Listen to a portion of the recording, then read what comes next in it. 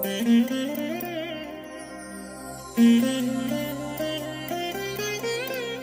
దినం పరము నుండి దిగివచ్చు మాట, ఇది నీ జీవితానికి వెలుగుల బాట, నీ ఒడిలో ఉంచబడిన దీవెనల మూట, అద్భుతాల ఆనంద ఊట. మార్చి 29 సంవత్సరమంతా మీరు బైబిల్ చదివి ముగించడానికి ఈరోజు మీరు చదవలసిన లేఖన భాగము ఉదయం న్యాయాధిపతులు 7-8 అధ్యాయములు, సాయంత్రం లూకా సువార్త 5వ అధ్యాయము 1-16 వచనాల వరకు. ప్రభునందు నా ప్రియమైన దేవుని బిడ్డలారా, ఈ ఉదయకాల సమయంలో దేవుని కృప మీకు తోడై ఉండునుగాక. ప్రియ దేవుని బిడ్డలారా, ఈ ఉదయం దేవుని యొక్క వాక్యము ఎంతో వేగముగా మీ వద్దకు దిగి వస్తూ ఉంది. ఏది మీకు క్షేమమో, ఏది మీకు లాభమో, ఏది మీకు ప్రయోజనమో దానిని ఎరిగిన దేవుడు ఈ ఉదయకాలం మీతో ఆయన దాన్ని పంచుకోవడానికి సిద్ధపడి మీ గుమ్మం యొద్దకు ఆయన వస్తూ ఉన్నాడు. ప్రియులారా, కేవలం మీరు ఆయన మీదనే భారం వేయండి, నమ్మిక కలిగి ఉండండి, నిరీక్షణతో ఎదురు చూడండి. తప్పకుండా మీరు ఓడిపోక విజయపు బాటలోనే సాగి వెళ్తారు. ప్రియులారా, ఈ ఉదయకాల సమయంలో ప్రభువారు ఇచ్చినటువంటి ఒక వాక్య భాగాన్ని చదువుకుందాం. 85వ కీర్తన 8వ వచనం. దేవుడైన యెహోవా సెలవిచ్చు మాటను నేను చెవిని పెట్టెదను. ఆయన తన ప్రజలతోనూ తన భక్తులతోనూ శుభవచనము సెలవిచ్చును.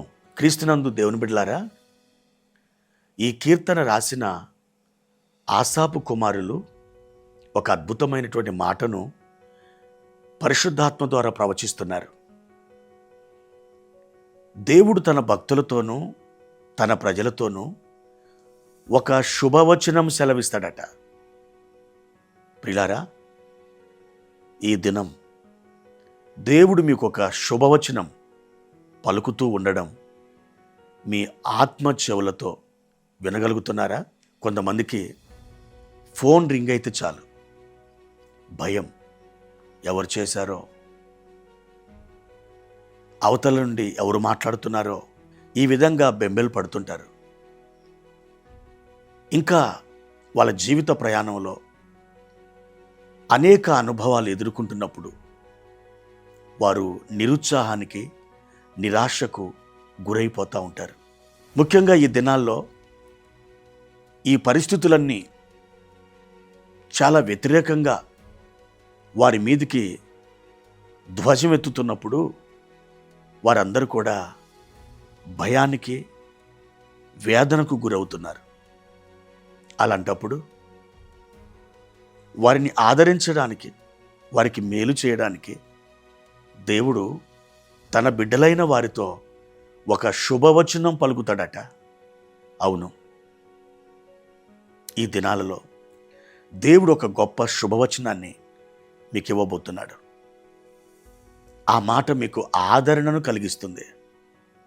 ఒకానొక దినాన ఇశ్రాయేలు అనబడిన యాకోబు తన పెద్ద కుమారుడైనటువంటి రూబేను తన భార్య అయిన ఉపపత్ని అనగా బిల్హాతో అతడు కూడినట్లు, అతడు మంచం మీదకి ఎక్కినట్లు ఒక చెడ్డ సమాచారం, తన గుండెలను పగలగొట్టే ఒక వార్తను విన్నాడు.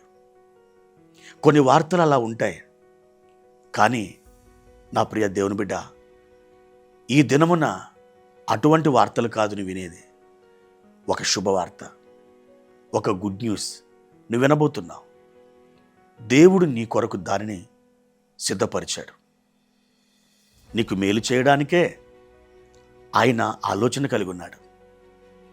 యథార్థముగా ప్రవర్తించే వారికి ఆయన ఏ మేలు చేయడం మానడు. ఆ మేలు కొదువ కాదు. ప్రియులారా, దేవుడు మీకు మేలు చేయడానికి ఇష్టపడుతున్నాడు. ఆ మేలుని మీకు ముందుగానే ఒక శుభ సమాచారముగా తెలియజేస్తున్నాడు. మీరు అతి త్వరలో ఒక శుభవార్త వింటారు. అది మీ హృదయాలను పరవశింపజేయు శుభవార్త. నిరీక్షణతో కనిపెట్టండి. ప్రభు మీకు మేలు చేయనుగాక. ప్రార్థన. ప్రేమ కలిగిన తండ్రి, మీ ఘనమైన శ్రేష్టమైన నామానికి వందనాలు.